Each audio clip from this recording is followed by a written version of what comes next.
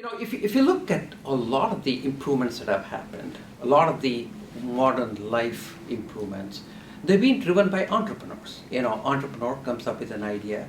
He says, hey, the world doesn't have to be this way. It can be better. And then he becomes very passionate about it and makes something happen, which does make life better. But there is a lot of philosophical framework in being an entrepreneur. It's not just a question of coming up with an idea and just running as hard as you can to get there. Because when you become an entrepreneur, you're always playing at the edge. You're always dealing with situations where you have no control. Things happen that you did not expect. When you get up in the morning, if you don't have the right philosophical framework, there's nothing but disappointment in entrepreneurship. And so entrepreneurs, I find, are some of the most philosophical people because they know they're totally committed to their mission, and they can deal with situations that a philosophical framework provides. They don't get all upset just because something didn't go their way. Philosophically, people are upset when the reality is not what they expect it to be. Entrepreneurs get very good. They get very good in sort of seeing reality for what exactly it is, but then dreaming of how that reality can be different. So it's a very strange combination of these skills of being able to dream of something that's totally different, but not getting lost in that. People who get lost in the dream are the people who are delusional, not entrepreneurs. Entrepreneurs are the ones who see reality for exactly what it is, but they can also dream as to how that reality can be very different. And places like Chinmaya Mission, with a deep understanding of Vedic philosophy over the last 5,000 years, provides a fantastic framework for entrepreneurs. Our family has been exposed to Chinmaya Mission for a long time. My parents live in Hubli, India. My dad, those days they retired very young when they were 55. So in 1980 he retired. And my mom was very philosophical. She wrote books on philosophy and so on. And so slowly she got my dad interested more and more in philosophy. And Chinmaya actually came and stayed in our house. He visited the house. And my dad actually took up to that whole thing. I mean, he was a government servant and never interested in this part.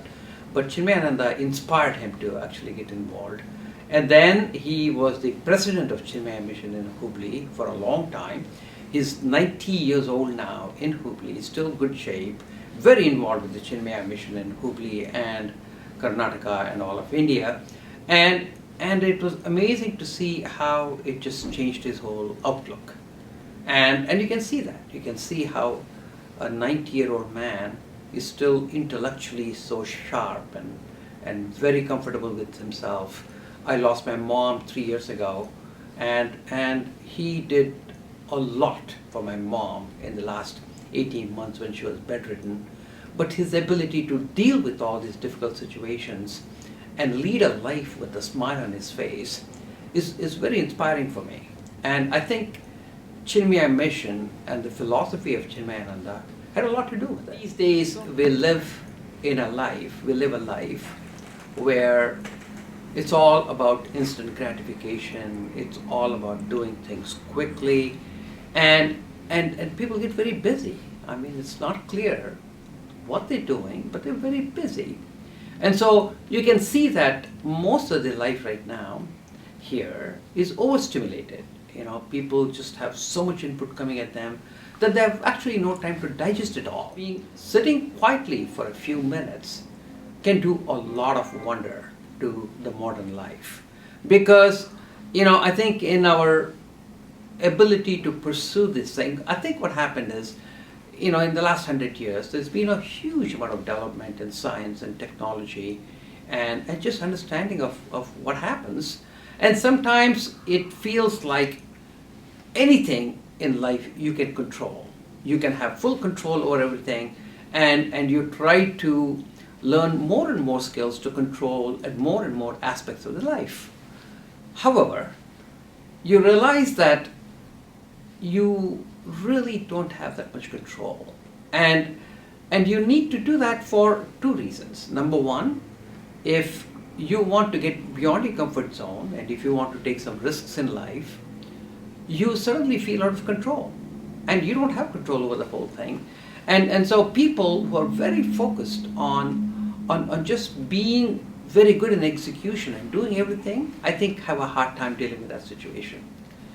Also, even though you learn a lot of skills, it builds your logical capability, but it takes away, saps away the insights and the creativity and real love for everything that's around you. And to be able to do that, you have to contemplate, you have to take the time off, you have to actually digest what you're seeing and be able to deal with that information in a way so that it's not very busy all the time. And so, I think if you look at, if I were to look at, let's say, Gita, which is 5,000 years old, or Buddha, who is 2,500 years, or Jesus Christ, who is 2,000 years old, they all said things that were very profound. But sometimes I think what happens is they tell you how to deal with the things that are slightly on the edge of knowing and not knowing.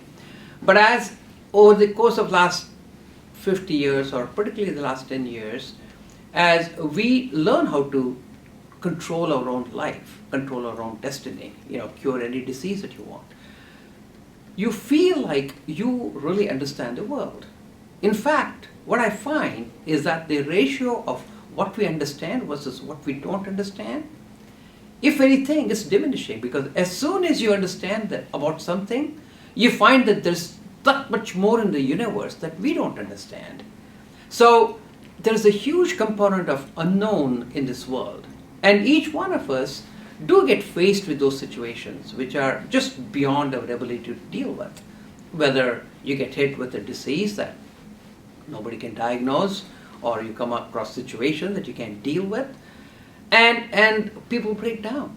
And they break down because they don't have that philosophical framework.